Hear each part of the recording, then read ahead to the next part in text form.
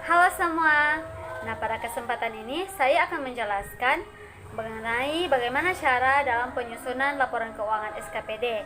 Namun sebelum itu, perkenalkan, nama saya Angela Fabiola Tolu dari kelas 7B D4 Akuntansi Keuangan, di mana video ini saya buat untuk memenuhi tugas lab akuntansi pemerintah daerah. Selamat menonton. Dan langkah awal yang akan kita buat yaitu kita harus membuat jurnal anggaran dan jurnal saldo awal. Nah, dalam jurnal anggaran di sini kita bisa melihat ada 3 akun, yaitu estimasi pendapatan di debit 54 juta, estimasi perubahan sal di debit 2.964 juta, dan apropriasi belanja di kredit 3.018 juta. Nah, jurnal anggaran ini kita ambil dari dokumen pelaksanaan anggaran, di mana bisa kita lihat di sebelah sini bahwa di situ terdapat tabel dokumen pelaksanaan anggaran. Kemudian jurnal saldo awal. Nah, jurnal saldo awal ini kita ambil dari neraca, seperti yang sudah saya tampilkan, tabel neraca.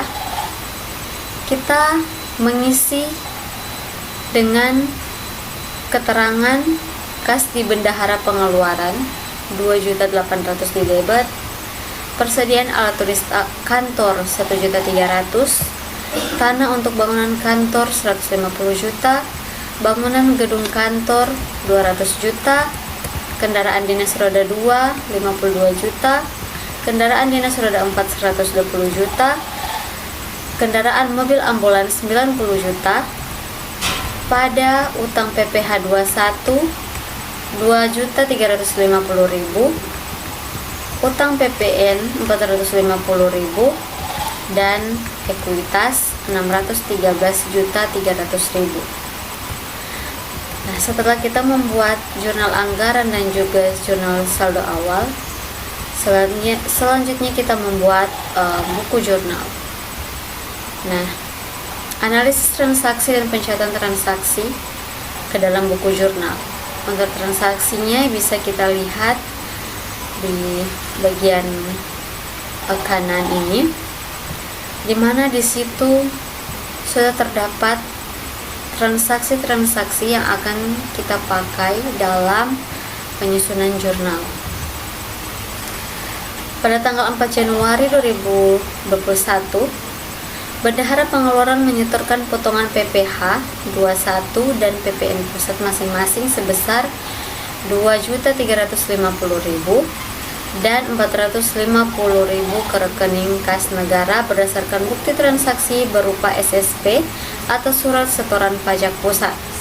Nah, akun yang muncul dari transaksi tanggal 4 Januari itu yaitu utang PPh 21 2.350.000 di debit, utang PPN 450.000 di kredit pada kas di bendahara pengeluaran 2.800.000 di kredit. Kemudian pada tanggal 8 Februari, di situ bisa kita baca transaksi yang ada, dan akun yang muncul pada tanggal 8 Februari yaitu kas di bendahara pengeluaran pada RKPPKD dengan nilai 75 juta baik di debit maupun di kredit.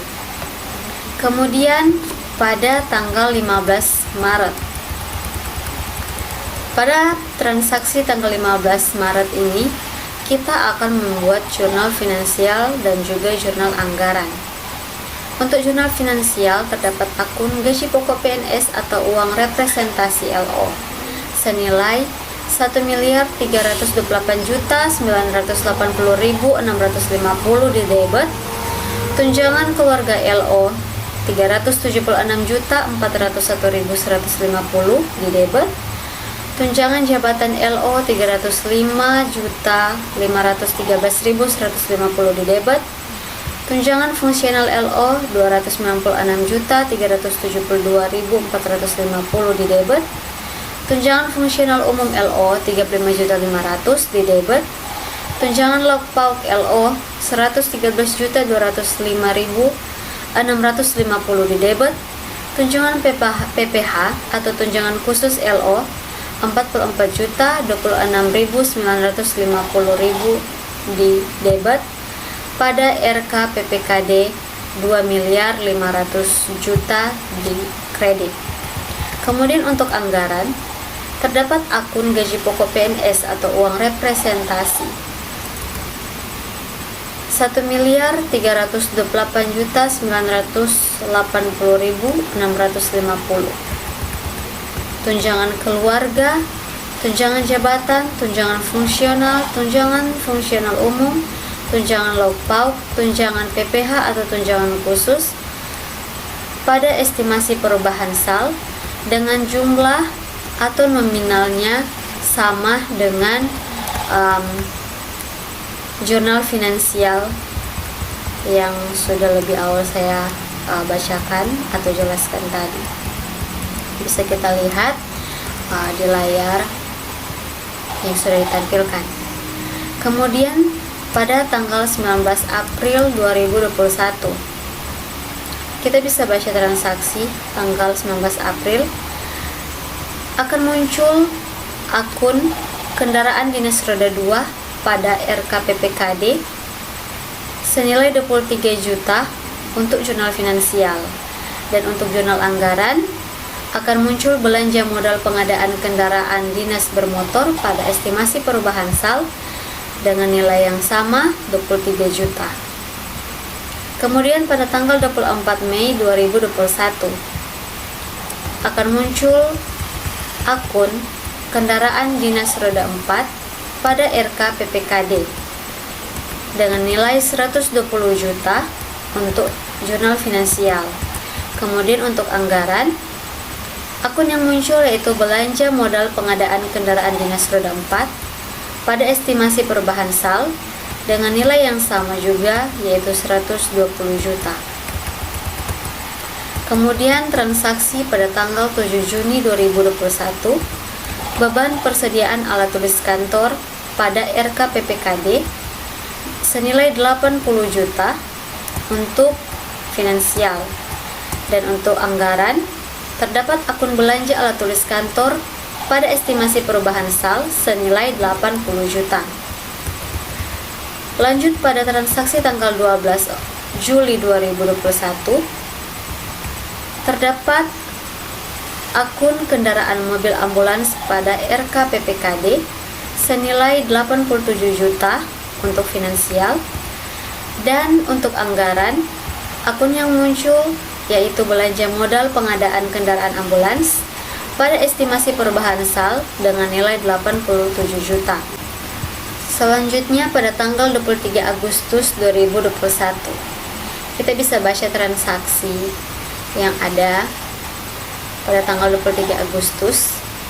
Kemudian akun yang akan muncul pada transaksi tanggal 23 Agustus yaitu kas di bendahara penerimaan pada pelayanan kesehatan di Puskesmas LO sebesar 60 juta untuk finansial, dan RK PPKD pada kas di bendahara penerimaan sebesar 60 juta untuk finansial juga.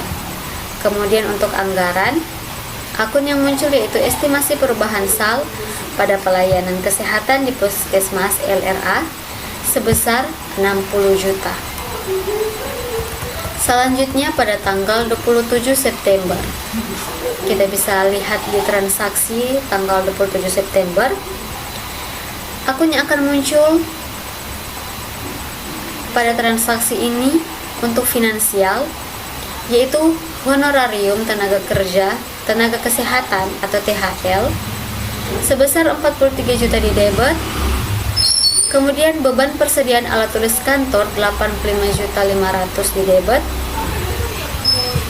pada kas di bendahara pengeluaran sebesar 128.500.000 di kredit.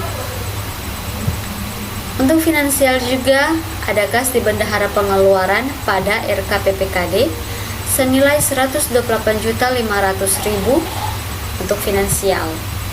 Kemudian honorarium tenaga kesehatan 43 juta di debit, belanja alat tulis kantor 85.500.000 di debit, pada estimasi perubahan sal 128.500.000 di kredit untuk anggaran. Selanjutnya kita masuk pada transaksi tanggal 4 Oktober. Kita bisa lihat atau baca pada transaksi tersebut, kemudian akan muncul akun honorarium tenaga kesehatan atau THL 30 juta di debit, beban persediaan alat tulis kantor 31.500.000 di debit, pada kas di bendahara pengeluaran 61.500.000 di kredit. Kemudian untuk jurnal anggaran terdapat akun honorarium tenaga kesehatan, belanja alat tulis kantor pada estimasi perubahan sal dengan jumlah yang sama dengan jumlah finansial. Kemudian masuk pada transaksi tanggal 8 November. Di situ akan muncul akun RKPPKD pada kas di bendahara pengeluaran sebesar 13.500.000. Selanjutnya tanggal 13 Desember 2021 akan muncul akun finansial seperti kas di bendahara pengeluaran sebesar 14.744.903 di sebelah debit. Kemudian utang PPh 21 di sebelah kredit sebesar 6.644.903 dan utang PPN pusat sebesar 8.100.000 di sebelah kredit. Dan untuk anggaran terdapat utang PPh 21 di debit 6.644.903 dan utang PPN pusat 8.100.000 di debit pada kas di bendahara pengeluaran sebesar 14.744.903. Ya, selanjutnya kita akan membuat jurnal penyesuaian untuk pemerintah Kota Manado, Dinas Kesehatan. Nah, dalam jurnal penyesuaian ini kita bisa melihat transaksinya yang sudah saya tampilkan, dan ini merupakan jurnal penyesuaian yang sudah saya buat berdasarkan transaksi yang sudah saya tampilkan. Nah, selanjutnya kita akan membuat buku besar. Buku besar ini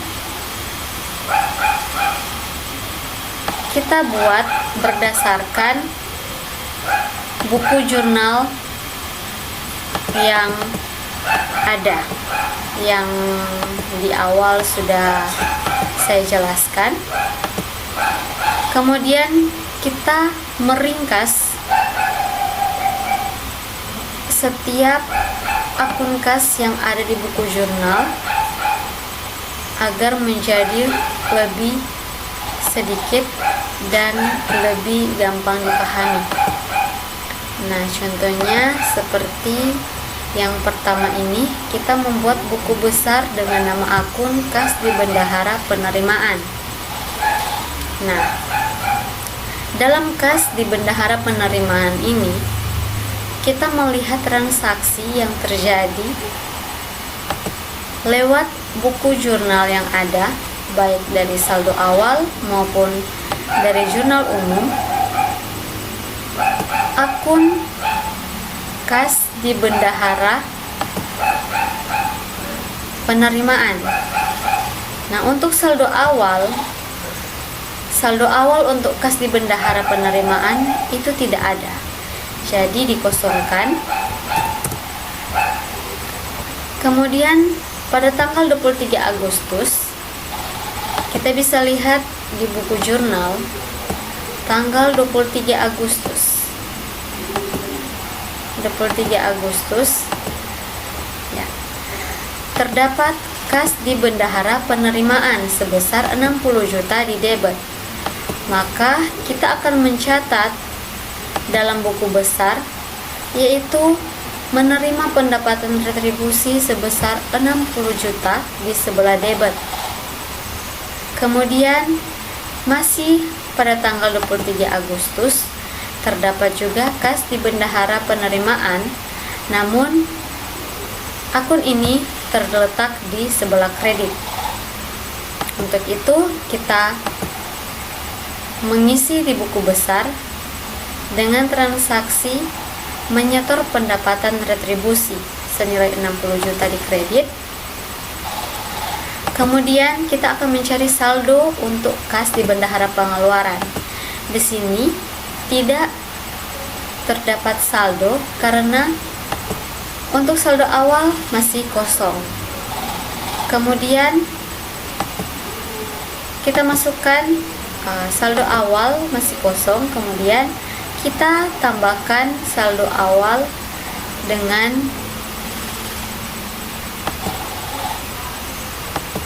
60 juta.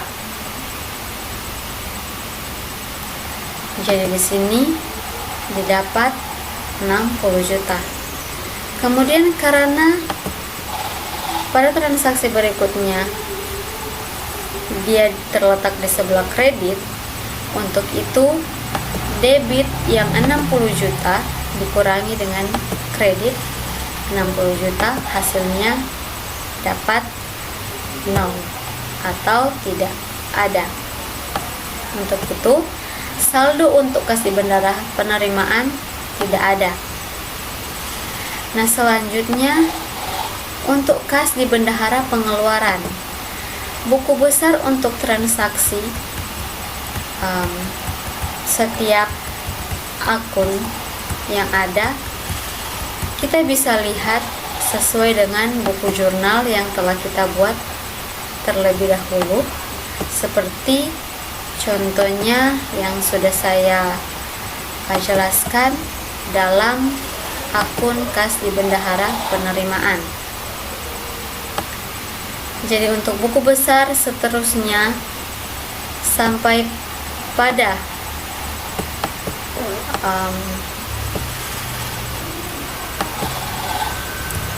akun beban penyusutan kendaraan mobil ambulans itu dibuat sesuai dengan buku jurnal yang ada, baik itu dilihat dari jurnal saldo awal, jurnal maupun jurnal penyesuaian. Setelah kita selesai membuat buku besar, selanjutnya kita membuat neraca saldo. Nah, neraca saldo ini merupakan kumpulan dari akun-akun yang kita buat di buku besar.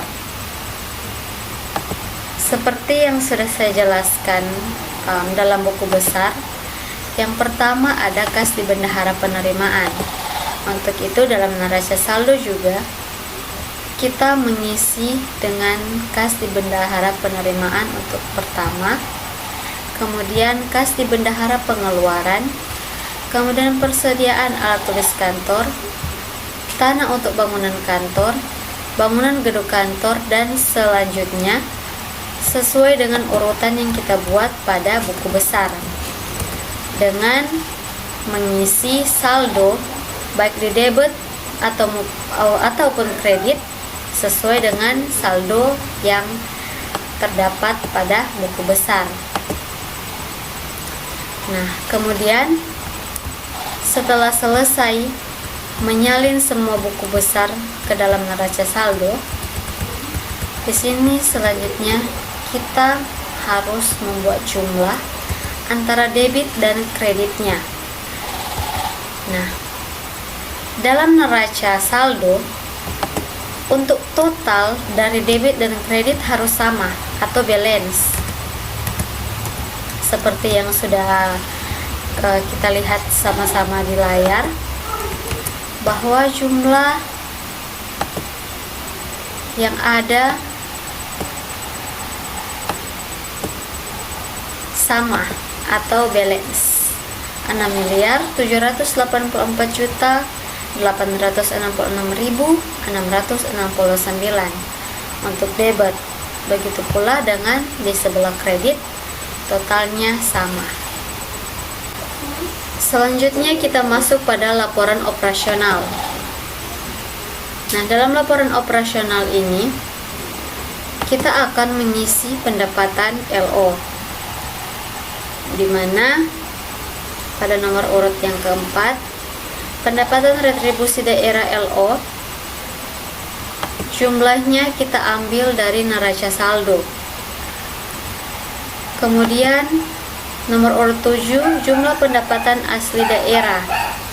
Ini adalah jumlah dari nomor 3 sampai nomor 6.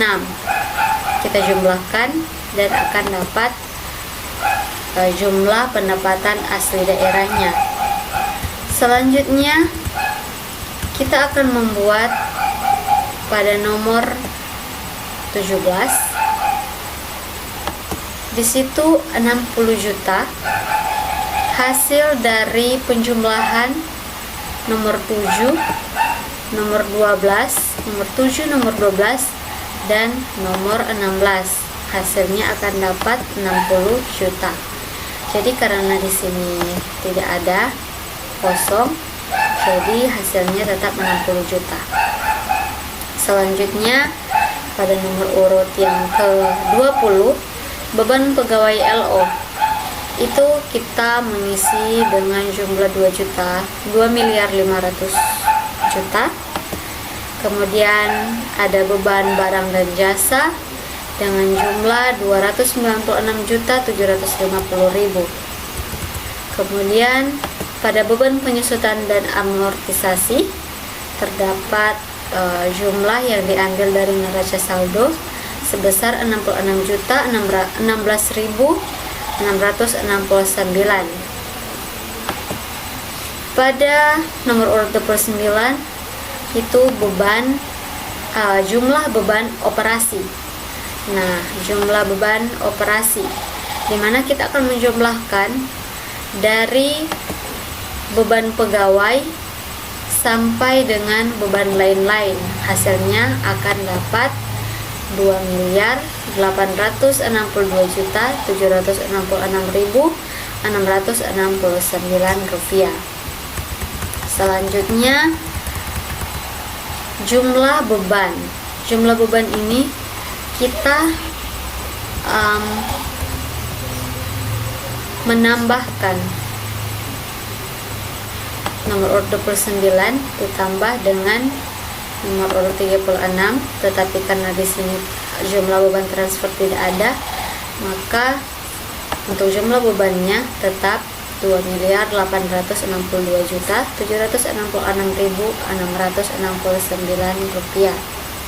Selanjutnya untuk menjumlahkan surplus atau defisit dari operasi, kita mengurangi nomor urut 17 dengan nomor urut 37. Nomor urut 17 ini 60 juta, kita kurangi dengan jumlah beban 2.562.766.669. hasilnya akan dapat minus 2.800.766.669 rupiah.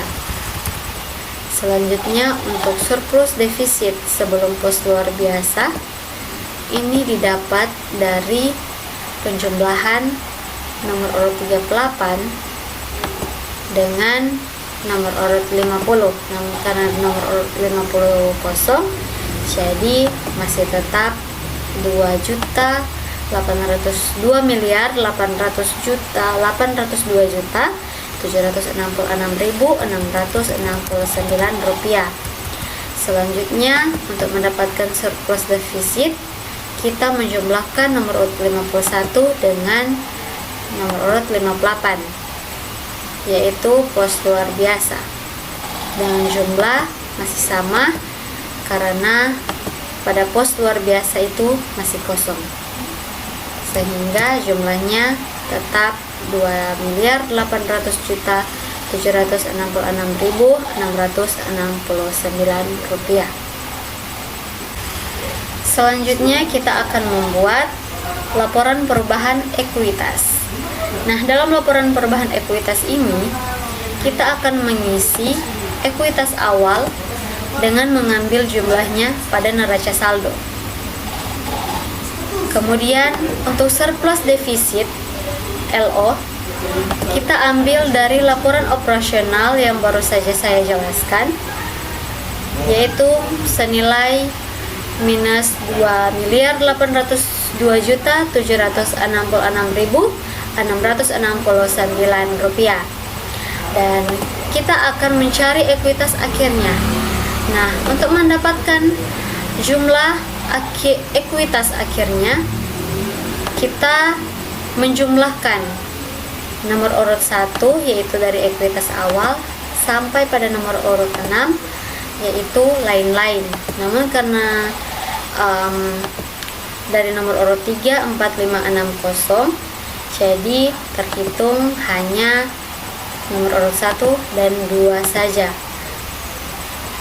Karena pada nomor 2 ini dia memakai minus, jadi artinya 613.300.000 itu jika dijumlahkan akan menjadi kurang. Jadi kurang 2 miliar menjadi kurang dan mendapatkan hasil 2.469.466.669 rupiah. Selanjutnya kita masuk pada neraca, di mana neraca merupakan laporan yang menggambarkan posisi keuangan SKPD mengenai aset, kewajiban dan ekuitas pada tanggal tertentu. Nah, di saat ini dalam kas dan setara kas, di situ pada tahun 2020 senilai 2.800.000 diambil dari buku jurnal, dan pada tahun 2021 itu tidak ada. Kemudian persediaan pada tahun 2021 senilai 2.100.000 dan pada tahun 2020 senilai 1.300.000. Jumlah aset lancar ini didapat dari penjumlahan nomor 3 sampai pada nomor 10, sehingga hasilnya akan dapat 2.100.000 pada tahun 2021 dan pada tahun 2020 4.100.000. Selanjutnya tanah. Pada tahun 2021 senilai 150 juta itu diambil dari neraca saldo.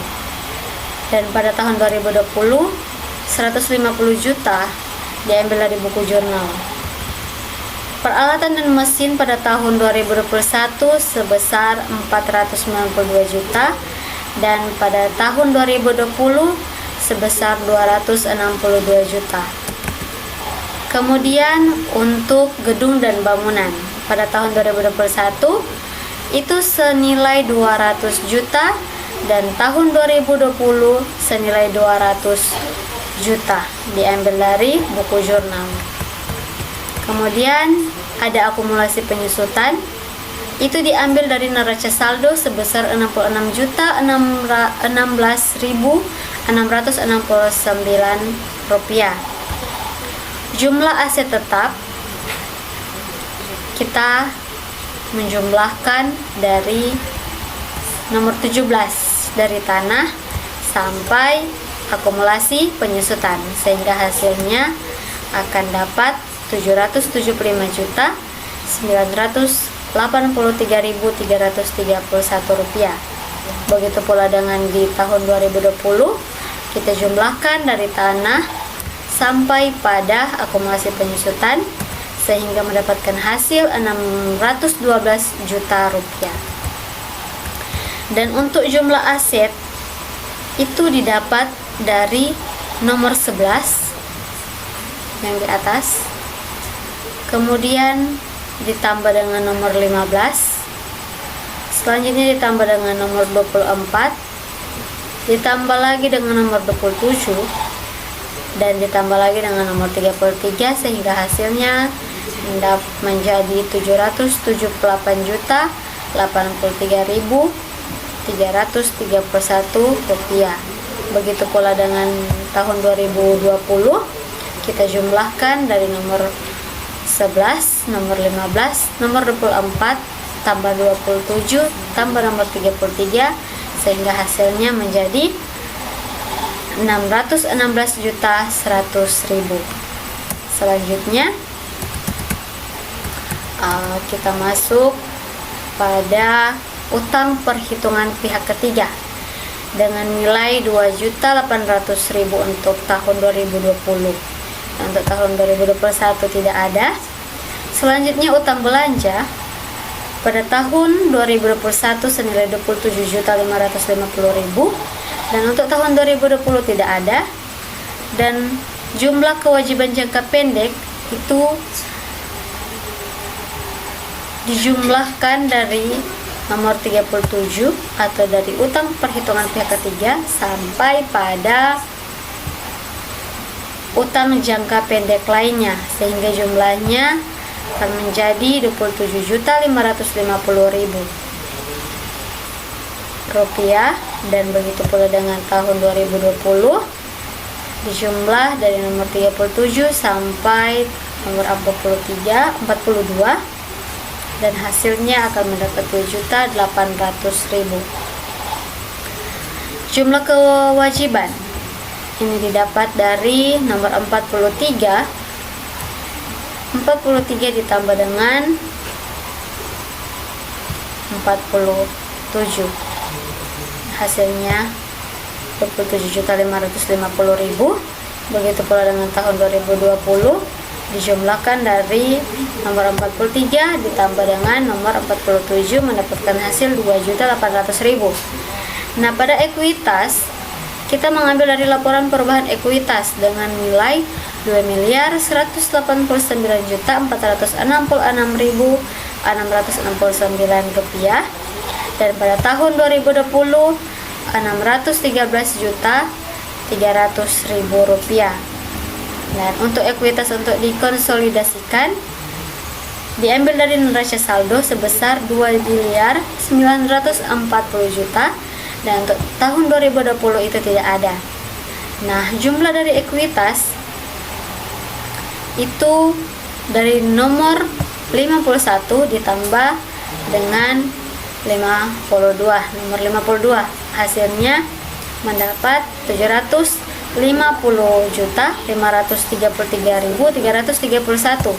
Begitu pula dengan pada tahun 2020, kita jumlahkan dari nomor 51 atau ekuitas ditambah dengan ekuitas untuk dikonsolidasikan, sehingga mendapatkan hasil 613.300.000. Sehingga hasil dari jumlah kewajiban dan ekuitas yaitu nomor 48 ditambah dengan nomor 53 itu mendapat hasil 778.083.331 untuk tahun 2021, dan tahun 2020 mendapatkan hasil 616.100.000.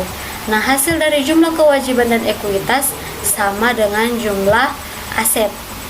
Ya, bisa kita lihat di layar ini sama, jumlahnya sama,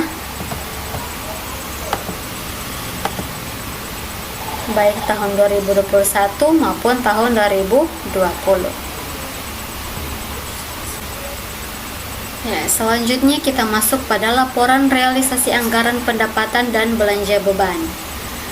Nah, laporan realisasi anggaran pendapatan dan belanja beban ini merupakan laporan yang menyajikan perbandingan antara realisasi pendapatan dan belanja dengan estimasi pendapatan dan pagu anggarannya yang telah ditetapkan pada awal tahun. Nah, seperti yang sudah saya tampilkan, ini merupakan laporan realisasi anggaran pendapatan dan belanja yang sudah saya buat untuk pemerintah Kota Manado, Dinas Kesehatan. Bisa kita lihat.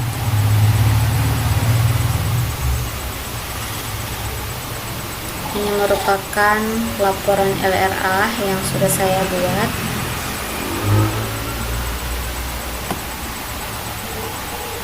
Di mana pada surplus defisit jumlah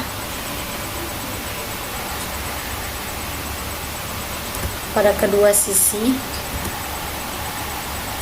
pada anggaran setelah perubahan tahun 2021 dan realisasi pada tahun 2021 itu sama dengan sisa lebih pembiayaan anggaran. Seperti yang kita lihat ini dan juga ini jumlahnya sama. Selanjutnya kita masuk pada jurnal penutup LRA. Jurnal penutup LRA ini pada estimasi pendapatan kita ambil dari neraca saldo senilai 3.018 juta di sebelah debit dan estimasi perubahan sal di sebelah kredit 54 juta dan apropriasi belanja di sebelah kredit 2.964 juta. Dan untuk pelayanan kesehatan di Puskesmas LRA diambil dari neraca saldo senilai 60 juta di debit dan surplus atau defisit LRA senilai 2.940 juta.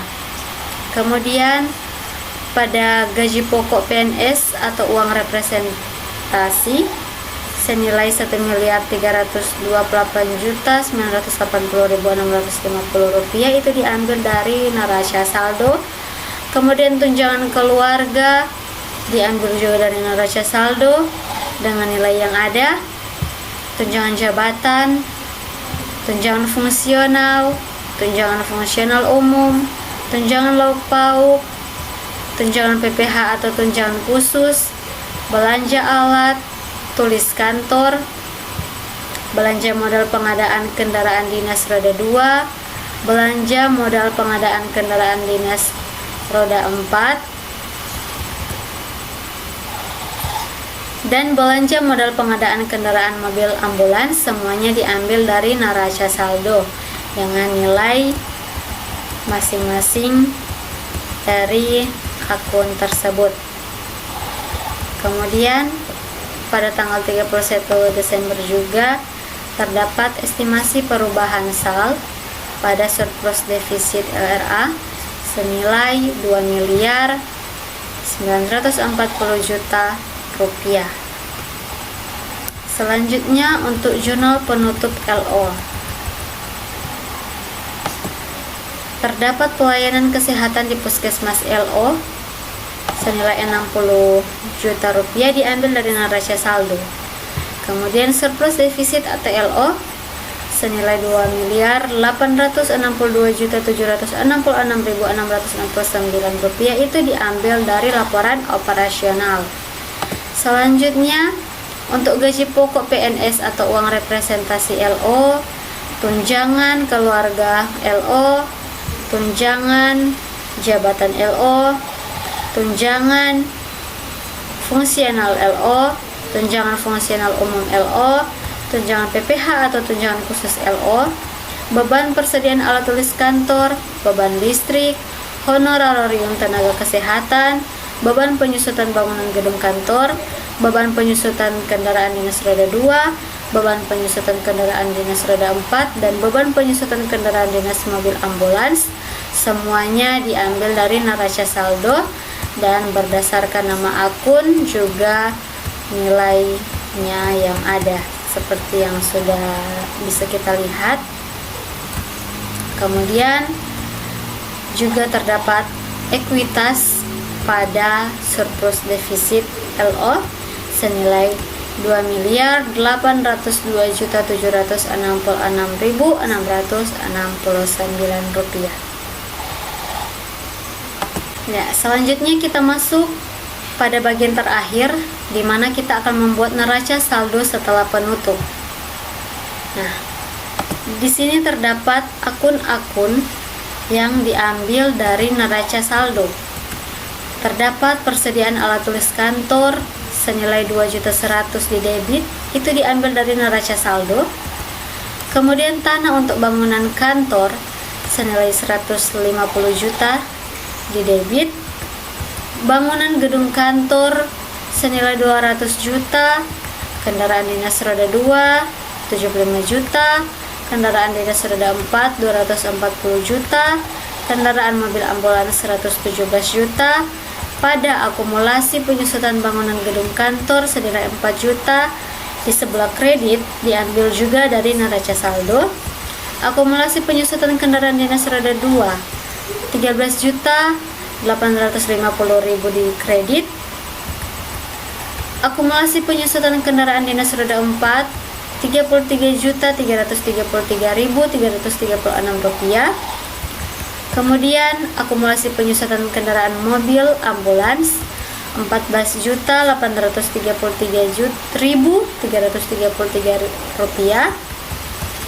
Utang belanja jasa 27.550.000 rupiah. Dan ekuitas 2.189.466.669 rupiah pada RKPPKD senilai 2.940 juta. Nah, jika kita totalkan semua